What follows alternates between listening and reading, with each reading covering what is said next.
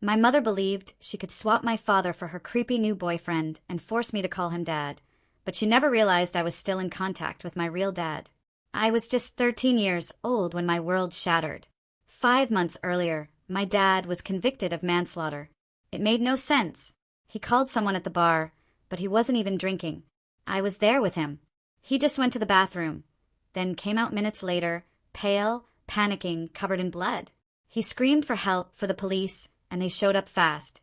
Too fast. Next thing I knew, they cuffed him, took him away, and I only saw him again behind bars. Dad. Violent. Never. He swore he didn't do it, and deep down I believed him. But what shook me even more was how quickly my mom moved on. How quickly he moved in. Within days, Brandon was in our house. Mom declared him my new dad, spitting venom about how my real father was a monster, a killer I needed to distance myself from. My head spun. I didn't know what to believe. But then, just 5 months later, she announced their engagement. Start calling Brandon Daddy, she chirped, oblivious. That's when it clicked. Dad was innocent. He had to be. That's also when the nightmare truly began. Brandon got comfortable. He'd stare at me while eating, slowly, deliberately. You're growing up so fast, he'd purr, becoming such a pretty young woman. My stomach would churn. The worst part, Mom thought it was sweet. When I finally, desperately, told her Brandon made my skin crawl, she just brushed me off, called me dramatic. But I know she told him, because that very night, while she slept soundly, Brandon snuck into my room. He grabbed my wrist, his fingers digging in hard enough to leave angry red marks. You know what happens to naughty girls who snitch, he hissed, his eyes cold and menacing in the dim light. Pure terror froze me. I knew, with absolute certainty, I couldn't trust Mom, so I kept it secret. But I started keeping another secret, one that gave me a flicker of hope. I began writing letters to Dad. I'd hide them in my textbooks, mailing them from my friend's house after school. Dad would write back through a prison email account I'd secretly created. It was our lifeline. Then one Thursday, everything escalated. I came home from school to discover Mom had changed my last name on all my school records to Brandon's. You'll thank me when you're older, she said, dismissive. That night, Brandon decided to celebrate being a real family. He sat on my bed, put his hand on my thigh, and told me I should be grateful to have a dad who cares. I recoiled, shoved him off, and locked myself in the bathroom, shaking, until I heard him leave. I poured my heart out in a letter to Dad about that night. The reply I got back wasn't an email. It was real paper, parts of it damp, transparent, like he'd cried while writing it. That letter, it almost broke me. But there was a small light at the end of the tunnel. His birthday was coming. I enthusiastically begged Mom to let me visit him. I know you don't like him, I pleaded, but it's his birthday. Just a few minutes, please. The answer was a harsh, flat no. And then something worse. Mom informed me that Brandon coincidentally had tickets to a car show that very weekend. We all had to go, and he'd specifically requested adjoining hotel rooms. When I dared to say I'd rather visit Dad, Mom exploded. He's a killer. You are not visiting a murderer. When I retorted that he was innocent, that he was still my dad, Brandon backhanded me. My head snapped to the side, my cheek burning. Mom just stood there. She said nothing. I was forced to go. And that weekend, in that hotel room, the unthinkable happened. While I was sleeping, Brandon snuck in. He was drunk. This time he didn't just grab my thigh. His hand went all the way. I remember the cold, sickening dread, the feeling of absolute violation. I felt so disgusting, so humiliated, so utterly broken. We traveled home in a heavy silence, me numb and shattered. And then the week we got back, Mom found my hidden letters to Dad. She burned them, one by one, in the backyard. As punishment for communicating with him, she took my bedroom door off its hinges. For monitoring, she said. Brandon, of course, saw this as an invitation. He'd stand in the doorway at night, watching me sleep. That was my breaking point. The next day, I snuck into the school library after hours. I emailed Dad's lawyer a rambling, hour-long message that probably made no sense. I didn't even know what I wanted. I was just numb. 2 weeks later, a reply came.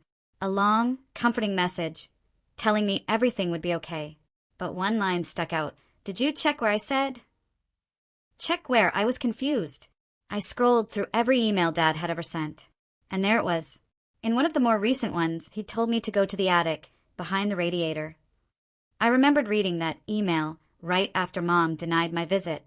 I must have been too heartbroken to read thoroughly, too numb to process it.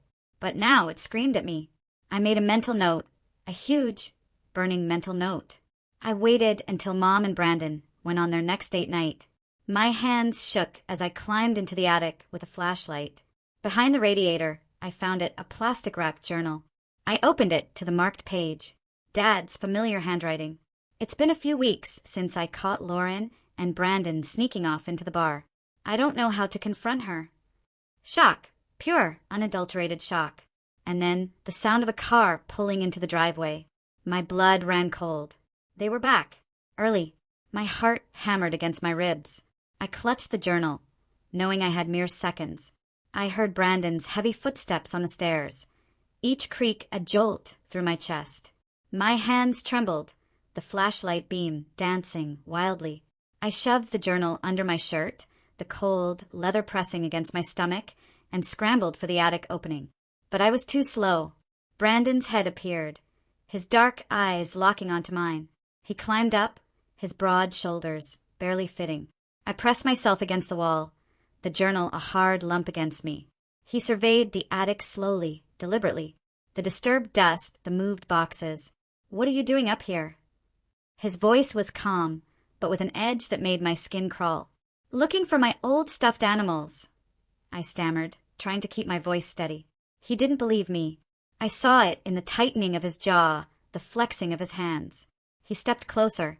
I could smell the wine on his breath, mixed with his expensive, sickening cologne.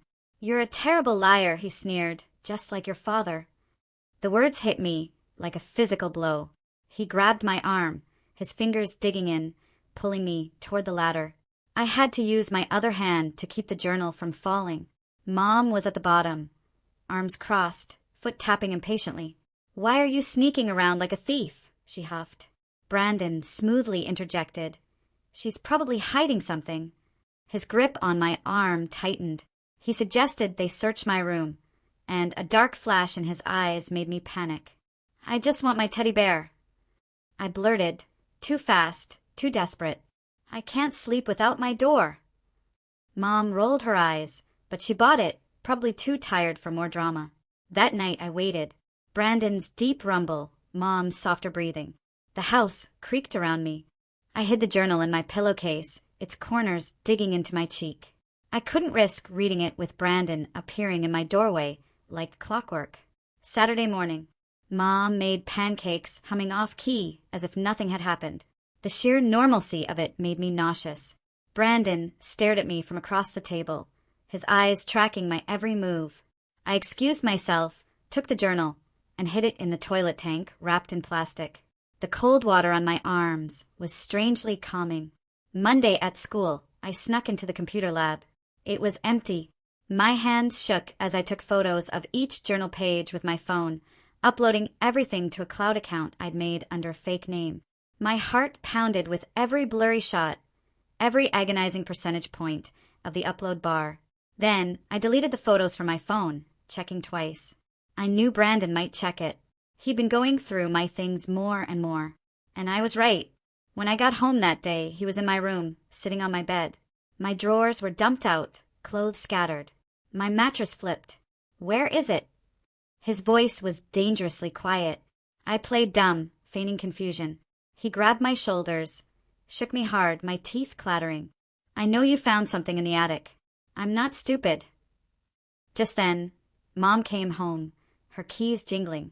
What's going on here? She asked, surveying the destruction. Brandon, in an instant, morphed. I was just helping her reorganize her messy room, he said, that fake smile never reaching his eyes. She believed him. Of course. It was easier than asking questions. That night at dinner, Brandon announced they were moving up the wedding.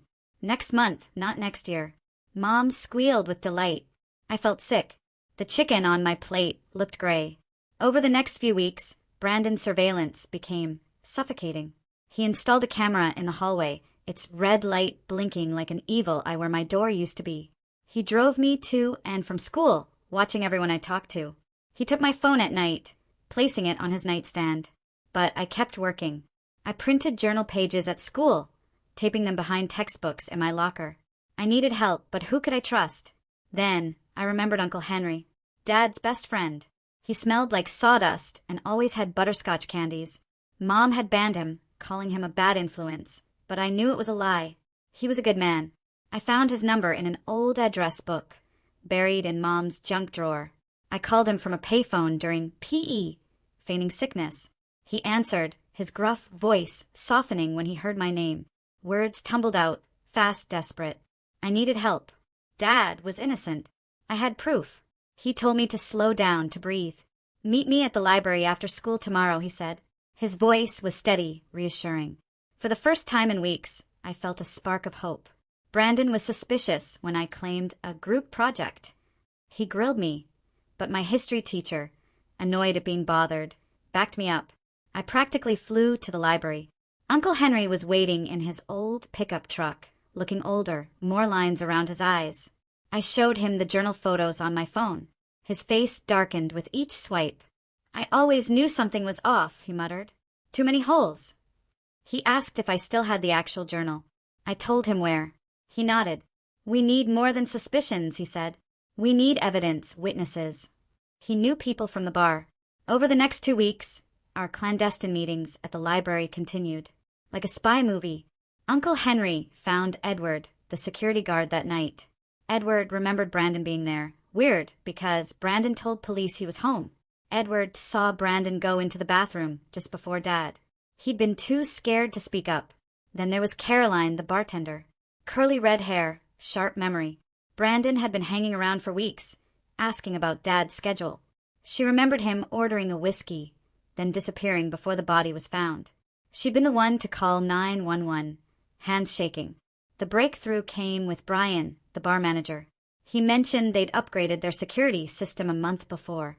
The police only took main camera footage, but there was a backup system, recording the bathroom hallway. Brian still had the files on an old hard drive. We met at his house, the living room smelling of cigarettes and coffee. My stomach was a knot. Brian connected the drive. The timestamp was clear. Brandon entered the bathroom at 9:47 p.m., Dad at 9:52 p.m., and Brandon emerged at 9:51 p.m., checking his watch, smoothing his shirt. Dad came out at 9:53 p.m., covered in blood, shouting for help. For minutes. Brandon had 4 minutes alone. More than enough time. Uncle Henry copied the footage onto multiple USBs. We need to be careful, he warned. Brandon might have connections. We need an airtight case. He told me to act normal. It was the hardest thing I'd ever done. But Brandon sensed something. Or maybe I was just a bad actress. He became more aggressive. One night, he came into my room, the mattress dipping under his weight. I know you've been sneaking around with Uncle Henry, he purred, the hallway camera unable to see him. Someone saw you. Then the veiled threats. If you don't stop, Mom might get hurt. Accidents happen. People fall downstairs. Cars have brake problems. Gas leaks. The words were casual, like discussing the weather. But the cold stone of fear settled in my chest. I understood. I told Uncle Henry. We need to move faster, he said. He'd shown Dad's lawyer what we found. The lawyer was excited but cautious. He needed the original journal. I swallowed hard. I'd get it. That night, I waited until 3 a.m., crept to the bathroom, retrieved the journal from the toilet tank, still dry in its plastic wrap, tucked it into my backpack. But when I came out, Brandon was there, standing in the hallway like a ghost. What are you doing up? His eyes glinted in the dark. I feel sick, I mumbled, clutching my stomach. He stared, then let me pass. I felt his eyes burning into my back. The next morning, my backpack was gone. I found it in the kitchen, empty. Its contents spread across the table. Brandon sat there, the journal open before him, flipping pages with theatrical interest. Mom was beside him, her face pale, confused. Brandon spun his web. She's writing fantasy stories about me, Lauren. She's disturbed. She needs help. He pointed to entries. Look how she tries to copy your husband's handwriting. See how she mentions us together? This is her sick fantasy to break us up. Mom's confusion morphed into anger as Brandon's lies. mixed with just enough truth, became believable. "I'm so disappointed in you," she snapped. "Making up lies about Brandon is sick. I thought you were dealing with Dad's absence better than this." I tried to tell her it was Dad's journal, but she wouldn't listen. "You're clearly forging his handwriting to frame Brandon because you can't accept him as your new father. You need therapy, maybe a special boarding school." Brandon suggested his cousin ran one in another state. Very strict, very isolated, good for fixing problem children. The words chilled me. The walls were closing in. At school, I found Uncle Henry's truck. I climbed in, sobbing, telling him everything. "Don't worry," he said. "We still have the footage." But when I got home, my phone was gone. Brandon had it. He'd gone through everything. Guess my cloud password. He made me watch as he deleted all the journal photos. "Uncle Henry's copies won't matter without the original," he sneered. "Photos can be faked. Any decent lawyer will argue they're doctored without the original." The bar footage was different, he admitted. But my words, my dad's words, gone. That night, Mom told me I was leaving for boarding school on Monday. 1,000 miles away. No phones. No outside contact for 6 months. I finally understood. This was Brandon's plan. To silence me.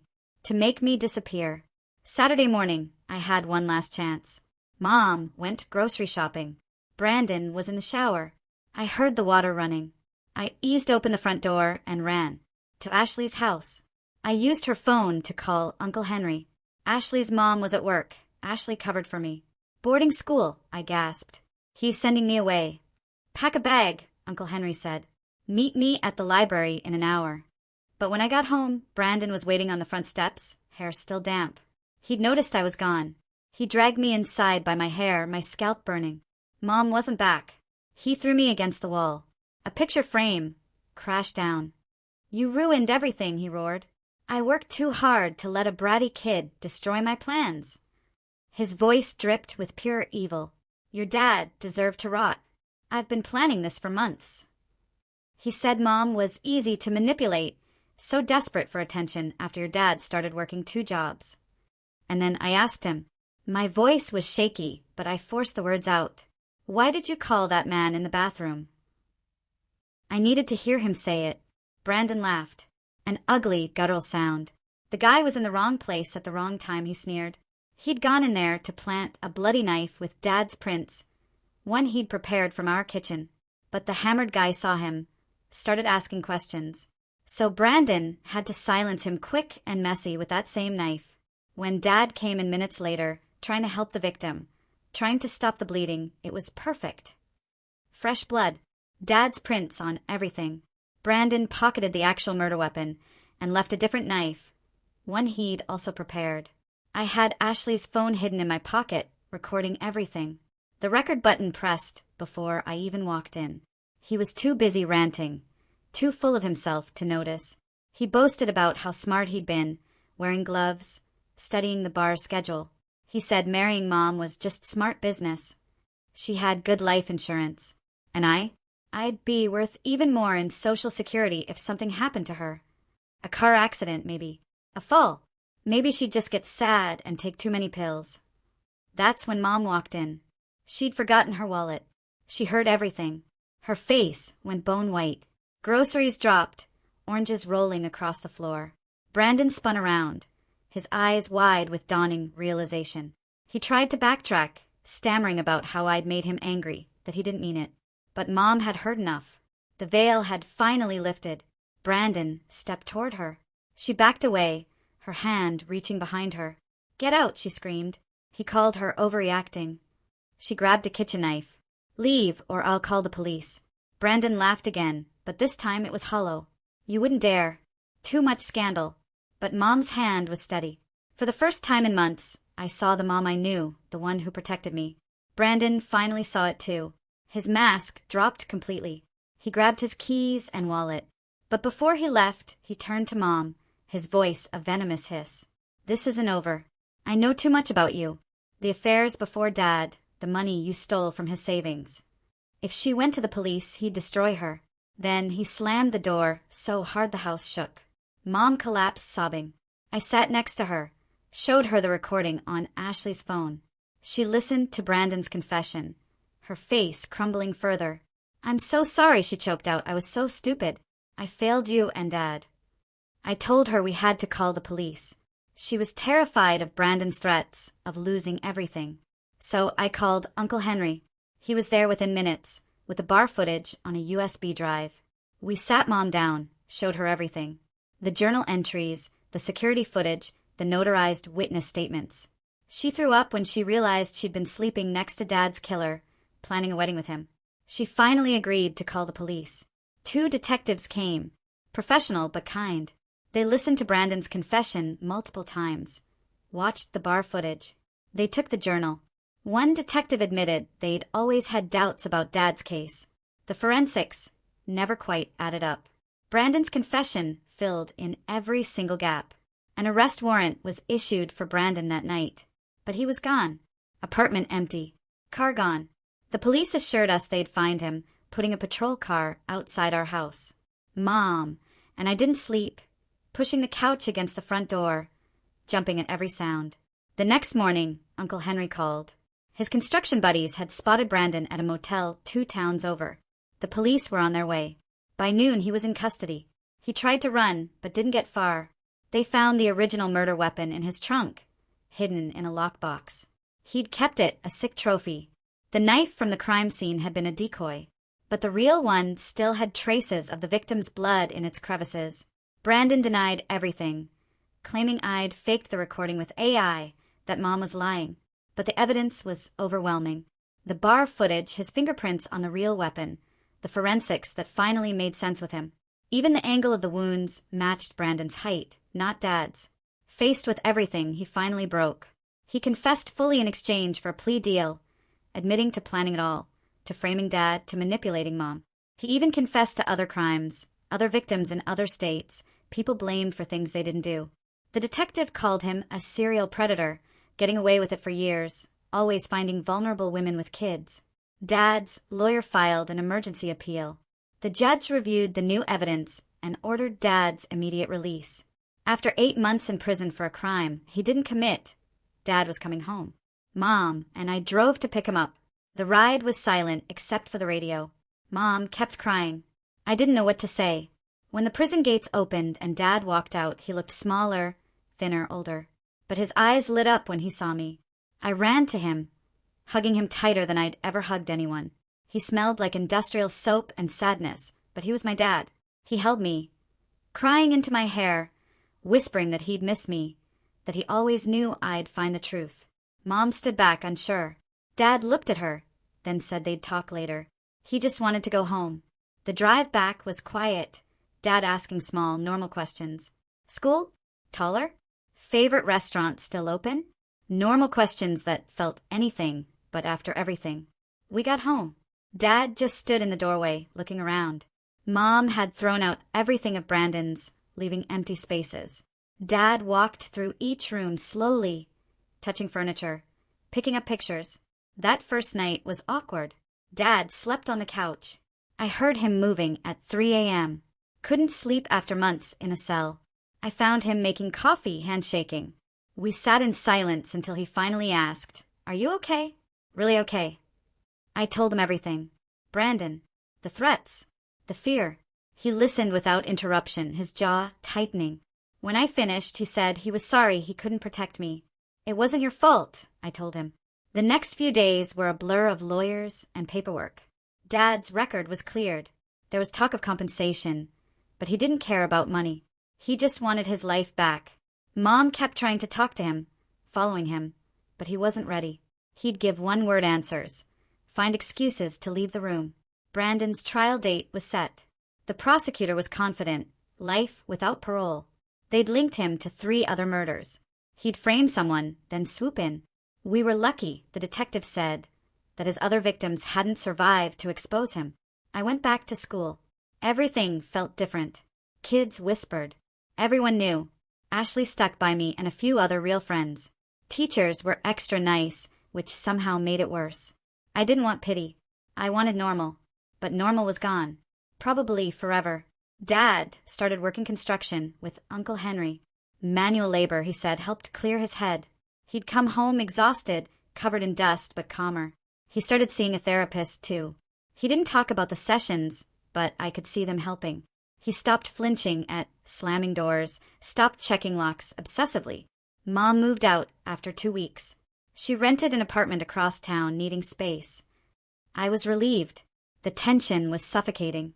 She had betrayed him in the worst way, even if Brandon manipulated her. Some things you just can't come back from. She asked if I wanted to stay with her. I said no. I needed to be with Dad. The divorce papers came a month later. Dad signed them without reading. He just wanted it over. Mom gave him everything. The house, the car, full custody of me. Her guilt was eating her alive. She started seeing a therapist, too, trying to understand how she'd been so blind. I felt bad for her sometimes. But then I'd remember her choices, and the sympathy would dry up. Uncle Henry became a regular. He'd bring his kids over. Cookouts. His twins, Elijah and John, adored Dad. His daughter, Deborah, my age, became a close friend. She understood what it was like to have your family turned upside down. 3 months after Dad got out, I had to testify at a pre-trial hearing. My testimony would ensure Brandon couldn't claim insanity. I wore my blue dress, the one Dad bought me years ago. My hands shook as I swore to tell the truth. Brandon sat there in an orange jumpsuit, looking smaller. He tried to catch my eye. I stared straight ahead. I told them everything. The threats, the touching, the hotel. The judge had to call a recess when I talked about finding Dad's journal because I started crying too hard to continue. Dad wasn't allowed in, but Uncle Henry was there, giving me a thumbs up. Asterisk brave. You can do this. Asterisk Brandon's lawyer tried to paint me as a confused kid, asking if I'd misunderstood Brandon's intentions. I stayed calm, repeated what happened, exactly as it happened. The prosecutor played Ashley's recording. Brandon's face went gray. His lawyer asked for a plea deal that afternoon, 25 to life. The prosecutor said no way. After the hearing, reporters swarmed. Dad shielded me, pushing through to Uncle Henry's truck. They shouted questions about forgiveness, about seeing Brandon in chains. We didn't answer. There was nothing to say that would make them understand. This wasn't entertainment. This was our life. Mom started sending me letters. Long, rambling apologies. I read the first few, then started throwing them away unopened. Dad said I should consider forgiving her, eventually for my peace, not hers. But I wasn't ready. Maybe I'd never be. She chose a monster over her own family. Some things are unforgivable. Brandon's actual trial was brutal. They brought in other victims' families. One woman from Arizona testified how he dated her after her husband died in a suspicious accident. She dumped him, probably saving her life. Another family from Nevada talked about their son, serving time for a murder that mirrored Dad's case exactly. They were reopening that one, too. Dad testified on day 3, in his only suit, the one from his wedding. He talked about finding the body, trying to help the confusion of his arrest. Prison, missing my birthday, writing letters I'd never read. His voice broke when he talked about the day I was born, his promise to protect me, and how he felt like he'd failed. Brandon took the stand on day 5 against his lawyer's advice. He tried to paint himself as a victim, claimed the man in the bathroom attacked him. But under cross-examination, his story unraveled. He contradicted himself, got angry, showing his true face to the jury. When the prosecutor asked about his plans for Mom and me, he refused to answer. His lawyer looked defeated. The jury deliberated for 2 hours. Guilty on all counts: murder, conspiracy, fraud, attempted assault. The list went on. The judge sentenced him to life without parole. Brandon didn't react, just stared at the table. As they led him out, he looked at me one last time. I stared back, wanting him to see that he hadn't broken me. I had won. Dad! And I went to his favorite Mexican restaurant afterward. The owner hugged him. Meal on the house. We ate in comfortable silence, exhausted but relieved. It was over. Really over. Brandon would die in prison. We could start rebuilding. Mom tried to come to the house the next week. Dad wouldn't let her in, talking through the screen door. She wanted to apologize, wanted counseling. Dad said no, that ship had sailed. She needed to move on, and so did we. She cried, she begged, but Dad stood firm. I watched from the stairs, feeling nothing. She'd made her choice, and now she had to live with it. I started seeing a therapist, Dr. Cheryl, who specialized in trauma. She helped me process everything, taught me it wasn't my fault, that I'd been incredibly brave. Some days I believed her. Some days I didn't. But slowly the nightmare stopped. I stopped checking locks, stopped flinching when men walked behind me. Progress came in small, quiet steps. Dad, and I developed new routines. Sunday breakfast at the diner. Wednesday movie nights. Helping Uncle Henry on Saturdays. We talked more than ever before. School, friends, the future. He helped me with homework, even math. He came to every school event, cheering too loud at my clarinet performances. We were learning to be a family again. Just the two of us. 6 months after the trial, Dad met someone. Caroline, the bartender who testified. She started coming around. First as a friend, then something more. She made Dad laugh. Real laughs. I liked her. She didn't try to be my mom, just treated me like a person. She'd bring takeout. We'd watch bad movies. Dad smiled more when she was around. Mom eventually stopped trying to contact us. I heard she moved to another state, starting fresh. Part of me hoped she'd find peace. Part of me didn't care. She'd been so easily fooled, so quick to replace Dad. Maybe Brandon saw that weakness in her from the start. Maybe that's why he picked our family to destroy. A year after everything, Dad got a settlement for wrongful imprisonment. Not millions, but enough to pay off the house, put money away for my college. He bought a new truck, took a vacation. He started living again. He kept working construction, though. Said he liked the honesty of it. You either built something right, or you didn't. No room for lies. I turned 15 that spring. Dad threw me a huge party, probably overcompensating. Uncle Henry's family came. Caroline was there. Even some kids from school. We had a bounce house, ridiculous for teenagers, but nobody complained. Dad grilled burgers, told embarrassing stories. For a few hours, we were a normal family. That night, after everyone left, Dad and I cleaned up the yard in comfortable silence. He thanked me for believing in him, for never giving up. I told him I always knew he was innocent, that he wasn't capable of hurting anyone. He hugged me tight and said I'd saved his life. We both cried a little. Good tears. Healing tears. Life went on. I made honor roll. Started dating a nice guy named Rory. Dad threatened to clean his shotgun when Rory came over, but he was mostly joking. Caroline moved in after a year, bringing her cat, Mr. Whiskers, who immediately claimed Dad's chair. We became a weird little family, built on shared trauma, but held together by choice and love. Brandon died in prison 2 years later. Heart attack, the letter said. He was 43. I felt nothing. Just closed the letter, went back to my homework. Dad asked if I was okay. Yeah, I said. I really am. He'd been dead to me since the day they sentenced him. His actual death was just paperwork. Mom sent a card for my 18th birthday. Just love, Mom. No return address. I kept it tucked in my desk drawer. Dad said maybe someday I'd want to find her, make peace. Maybe. Or maybe some bridges are meant to stay burned. Time would tell. I got into college on a full scholarship. Criminal justice. Maybe a lawyer. Help other families torn apart by lies. Dad cried at graduation, embarrassing me in front of everyone. Caroline took a million pictures. Uncle Henry's family cheered from the bleachers. My chosen family, the one that stood by me when everything fell apart. The night before I left for college, Dad and I sat on the porch swing watching fireflies. He told me he was proud of me, that I'd become an amazing young woman, despite everything. I told him I loved him, that he was the best dad anyone could ask for. We sat in comfortable silence. No need for more words. We'd survived the worst thing imaginable, and we came out stronger. That was enough. Looking back now, I sometimes wonder what would have happened if I hadn't found Dad's journal that night. If Brandon had succeeded in sending me away. If Mom had married him. If Dad had died in prison, believing nobody cared. But I did find it. I did fight back. And sometimes that's all you can do. Fight for the truth and hope someone listens. In our case, they finally did. Have you ever had to fight for a truth no one wanted to believe?